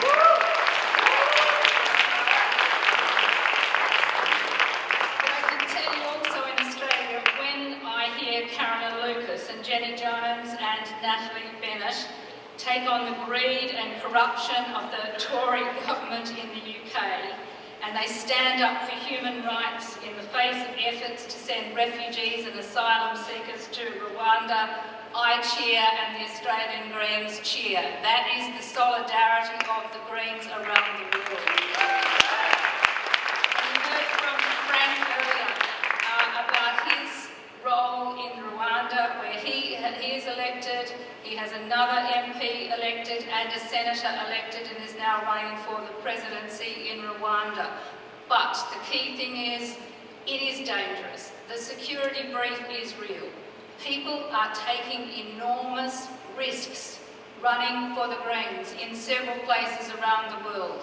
And it is our job as the Global Greens to support them and back them and help secure their future as best we can. But I said in Liverpool, it's not enough. In spite of all our efforts to date, we haven't reversed or even halted business as usual. Neoliberal economics and its devastation of the planet and assault on democracy and social justice, the slavish adherence to the gods of money and markets continue. And I would argue that we have now got plutocracies masquerading as democracies in the US, in the UK, in Australia and in India and many other countries. They are plutocracies, not democracies. So, we have got them there. They're backed by corporate media, they're backed by the large multinational corporations. They use their political power to stop the sharing of political power. and the opening of electoral systems to permit genuine representation, so that in many countries you've got women and ethnic and religious minorities, or more new political movements like the Greens denied access to the electoral systems by regulation, through brute military or political force, or by making it so expensive at entry level that they exclude the Greens and new players. And so for all those reasons, we now face planetary collapse, and you have heard all of those issues with planetary collapse. We are on track for at least 3 degrees of warming. It is now 40 degrees in Siberia. That is how horrendous things have become. Wildlife populations have collapsed. Pandemics are now much more likely. We're seeing those awful floods in Pakistan and in Emilia-Romagna. We are seeing sea level rise literally drowning countries and their entire populations in the Pacific. Millions of people are being displaced from Sudan even through to the farmers in Spain. Young people are overwhelmed by climate anxiety, inequality, corrupt government and erosion of human rights. They're losing faith in democracy. They're taking to the streets in protest, and at the same time, multinational corporate power has gained a stranglehold such that anti-protest laws are being rammed through parliaments from Hong Kong through to the UK, through to Australia, through to Iran. We are seeing this incredible push for anti-protest laws to keep civil society in its place. This is a challenge that we as a global movement has to address, and it's essentially a challenge of democracy. And so while you've got the UN Secretary General calling for respect for the human right to political association, authoritarianism, corporate power and religious intolerance are destroying human rights. You've got Iran's brutal crackdown on women and independent media, Afghanistan's ban on women from public office or the judiciary, Uganda, as Frank mentioned, their life imprisonment for LGBTIQ people. They are the latest, not to mention the Russian invasion of Ukraine. And then in this region, of course, it's the threat of nuclear weapons and nuclear waste. The spectrum of war is on the global horizon as it has not been for some time. But despair is not an option. Doomism is not an option. A major rethink is necessary. We know our values, and the policies derived from those values are what is necessary. But the question is how we operate and organise in the global Greens and green politics good enough for the polycrises we now face? We must ask ourselves that question here in Korea. We have come far, but it's not far enough, and is how we operate good enough? Einstein once said that doing the same thing over and over and expecting a different result is the definition of insanity. So, what the Greens need to do is to rev up the transition from where we are now in the global political spectrum to where we need to be. How do we iron out the unevenness of political power and representation for Greens across the world? What lessons can we learn from each other on how to win hearts and minds?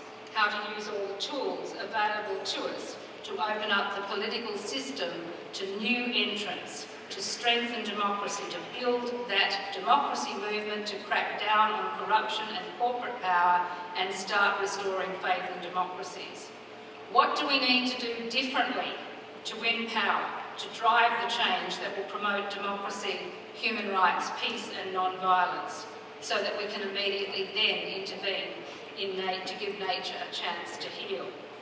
So, we say, and many of us have said it here today, that one of our greatest strengths is that we're a global organisation with the same values wherever we are on the planet.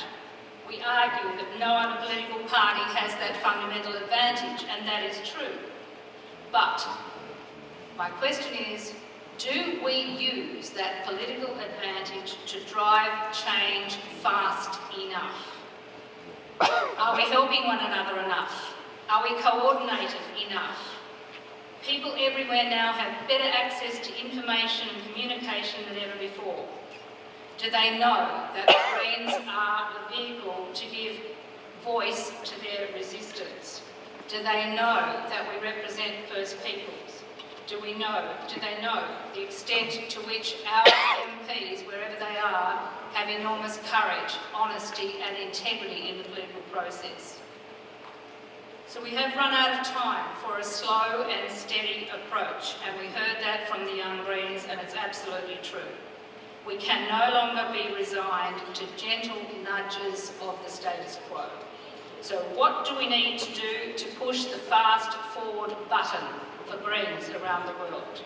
We've become a lot better at organising for electoral success, but are we using that success to enable other Greens beyond our jurisdictions to be elected? Are we using the power we've now got to best effect, given that the problems we face are global? If we want to be the global force for change that we say we are, we need to invest time and money into the global Greens. It is not good enough that we are so poorly funded and that we have so few staff. We have a global job to do. We need to resource this party globally to do that job. And here in Korea, we need to make that happen.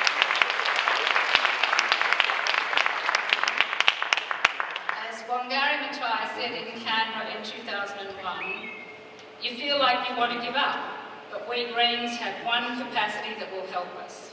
We believe, we have faith, we have trust, we have persistence, we never give up. So I'm asking you to use every moment of this Congress, not just for the policy discussions, but to build relationships, build networks, organise. As our charter says, we'll continue to support each other personally and politically with friendship, optimism and good humour, and not to forget to enjoy ourselves in the process. So when you leave Korea, use that renewed commitment to strengthen the global Greens, our reach and our influence to implement our policies across the planet. Now, I concluded my address in Liverpool by saying the future is green or not at all. The fact of the matter is, not at all is now looming. Not at all is now looming as a possible option. So we Greens have to step in and reverse the odds. It's as simple as that. We know what the story is, we know what the answer is, we need to organise and implement it. As Nobel Prize winning Bengali poet and philosopher Rabindranath Tagore said, I have become my own version of an optimist. If I can't make it through one door, I'll go through another door, or I'll make a door. Something terrific will come no matter how dark the present. So let's use this Congress to identify the locked doors to political power and to work out how to go through other doors or to make new doors so that between us we will make something terrific happen, because the future must be green. Thank you.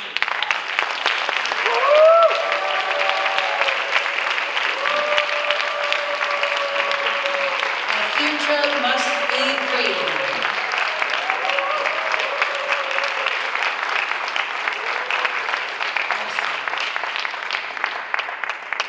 The future must be green.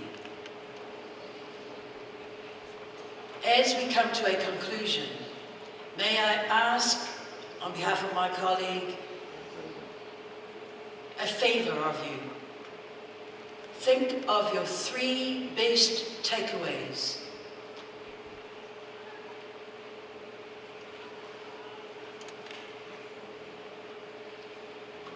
Feel your best 3 takeaways.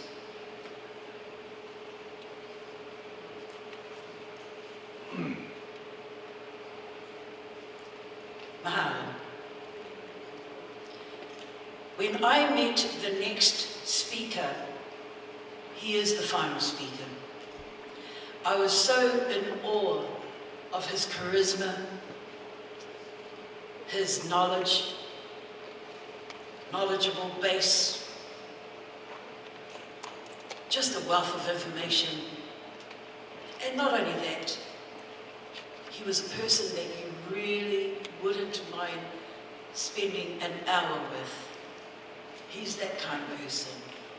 Aren't we lucky to have such an executive director and or executive secretary for our Global Greens umbrella? I ask you, please, a big hand for Mr. Frank Sheridan.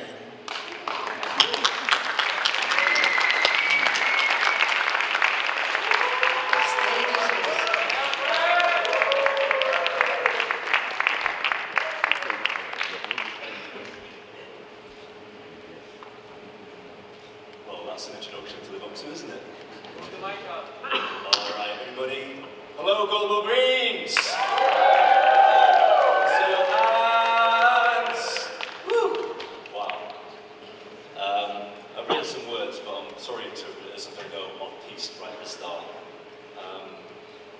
I spent 44 years walking this earth, and just early last year, I really found where I needed to be, and that is here with you, my green family. Please, yourselves. To all those at home, thank you for joining us. Well, people of the world and people of Global Greens, it is an honour to stand here today with you. You burn with the fierce fire of love within, and you light the world. It's a responsibility, and it's an honour. You've already heard some excellent speakers, and what a range we've had already, and this is just the start. It's the taste of much more to come. I'm going to talk about 4 things, really, in this little short speech. Community, compassion, connection, and commitment. Community, your connection as a green family, and that's why we are here today. Compassion, to listen, to learn, to love, and to make change. Connection, to build new alliances for this change. And commitment, because we need to make this change happen now. But before I continue with that, I'd just like to give some thanks. First and foremost, I'd like to say a special thank you to the Green Party of Korea.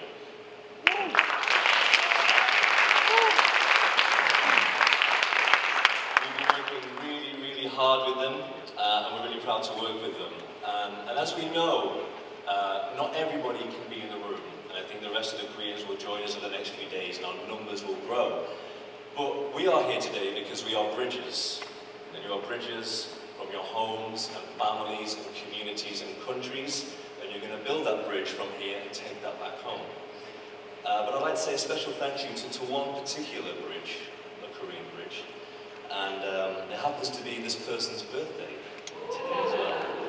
So, Soohee.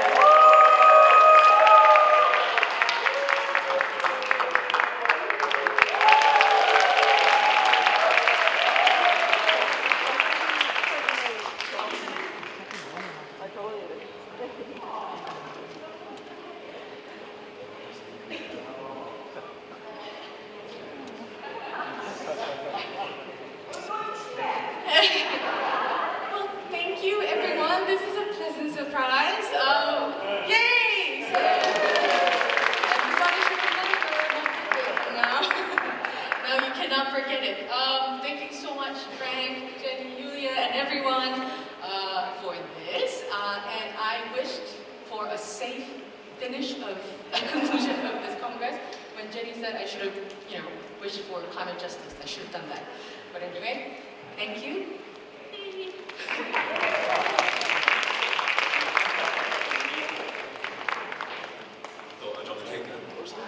Very good. And actually, it's the Green Party Korea's first national conference, really. So what a time to have it. And I hope it's the first of many, many, many, and I'm sure it will. Let me continue with my thanks. I'd like to say a special thank you to all the organisers in the Secretariat, firstly for having to spend far too much time with me on Zoom meetings, as well as the Climate Working Group, the Congress Working Group, sorry, the Global Young Greens across the Federation, and our wonderful host, the APGF, expertly overseen by Pefi and Michelle as well, who were excellent hosting this session today. There are people like you working tirelessly at all hours with energy and drive and positivity to make this a reality and to make our green world a reality. And as Christine said, the future has to be green. We know that, and that's why we believe in that, and that's what we're fighting for. And I'd like to say a special thank you to each and every one of you. Each one of you. Thank you. Really. You've travelled far and wide, and you've given that most precious thing that you have, and that's time, to be with that other most precious thing that you have, your family. So here you have a new and growing family, and we grow day by day, year by year. Thank you for that. You bring with you your knowledge, cultures, commitment, and your experience. Share it, listen, learn. This is what we're here to do. We are all bridges. We're combining here today, and we're going to be the bridge to take this energy and love back home to make the change that we know that we need. And this biodiversity is our richness. And it is our unity in our diversity, as each speaker has said in their own way. And this Congress is a unique moment. Just a few short days where we can unite together, stand together as a global movement, to share, to learn, and to build. The world has many, many challenges. And we are here because we are dreamers, but we are realists. We understand that we have just a short amount of time to make huge changes that can transform the world to one that is fair and just and healthy for everybody. No one is being left behind in our world. One where we understand our role as custodians and servants of this planet. One where we build a better today to bequeath a better tomorrow for our children.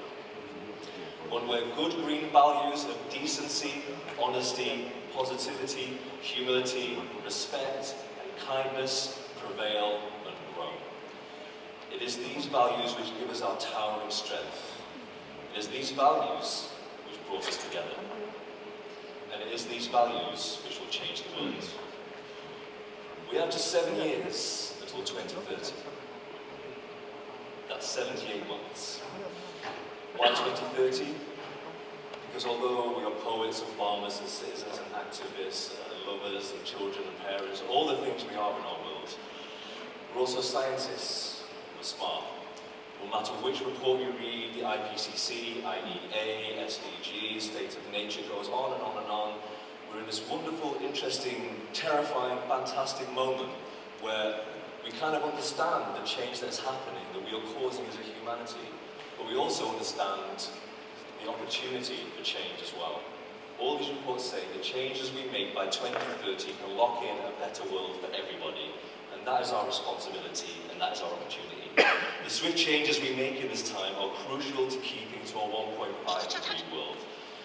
This is for securing peace and prosperity for now and into the future, and for nurturing our natural world.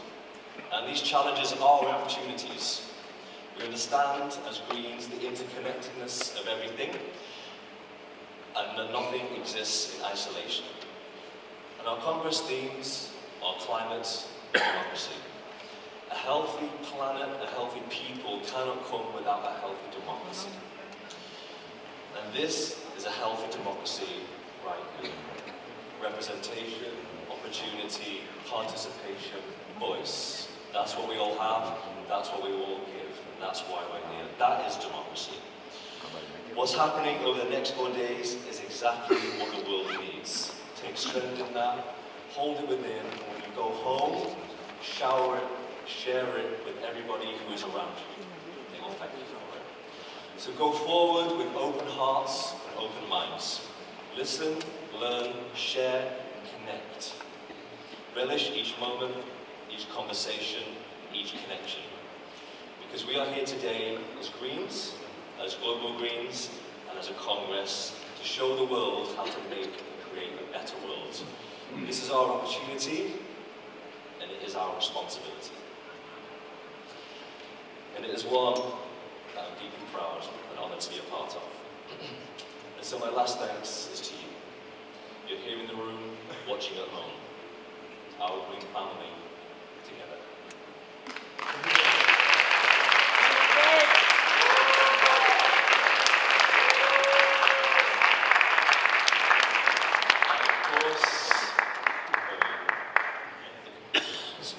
Scared when people can hear. We're going to take an opportunity, because we live in the world of photos and social media. We need a picture of our Green family. So in a moment, as the photographers on stage, we'll be conducting a few things. We'll have a few minutes where we take some pictures and then a short coffee break too. So thank you very much. Just one moment. And please accept these, our very humble gifts for our peoples who have just done so much. And we have to acknowledge them, and I know that you kindly allow that. So this is us trying to figure out, Smith, is it okay to actually walk on our flag as people come to the stage? Because we're trying to figure out how our photograph is going to... Yes. So if you wouldn't mind, we don't really want our flag trotted on, because that's going to be part of the photograph. And we're looking that way, and we're also taking advantage of the steps. And also on the side, just down below here, and you're most welcome to come up here. Just be very, very careful about our equipment. That would be most appreciated. So, how shall we proceed with this? We're going to proceed very simply. I'm going to do it in a methodical way. I will start firstly with our...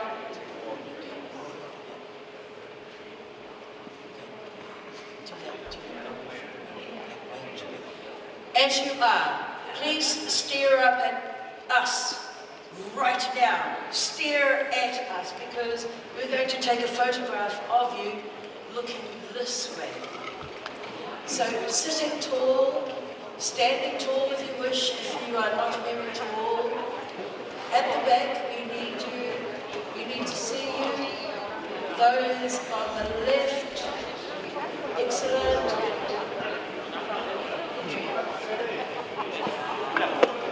Great.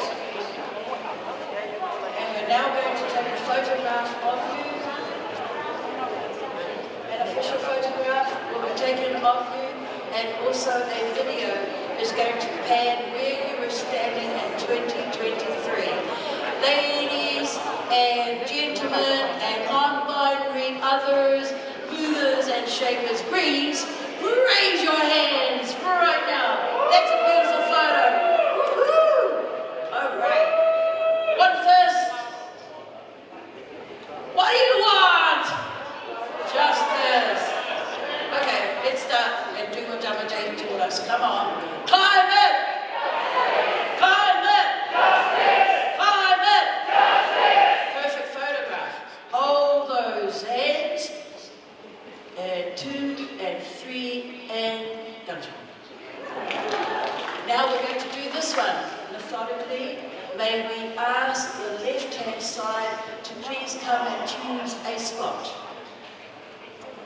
So come forward, the left-hand side. Please proceed to the stage. Choose a spot that you want to be taking a picture of and memorialize your time together. And then we will look back from 2028. Where were you standing? Choose your favorite spot. Right here.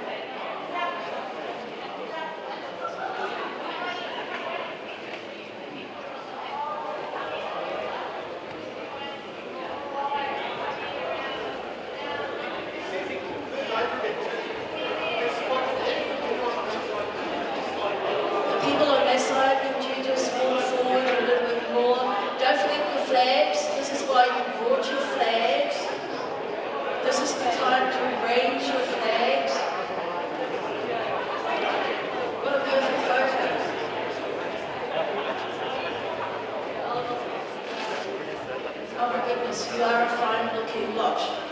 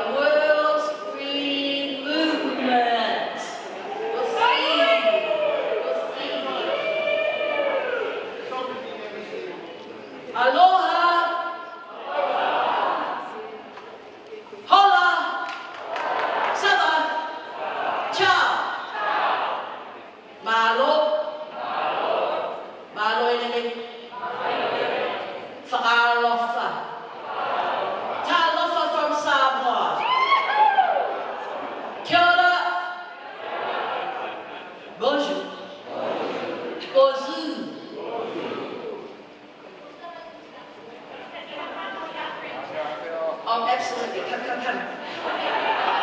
This means you won't be in a photo. Come. We've got the best charter right here. So when I say climate, you say justice. Climate! Climate! Climate! Climate! What do we want? When do we want it? What do we want? When do we want it? When I say climate, you say justice. Climate! Climate! Climate! Climate!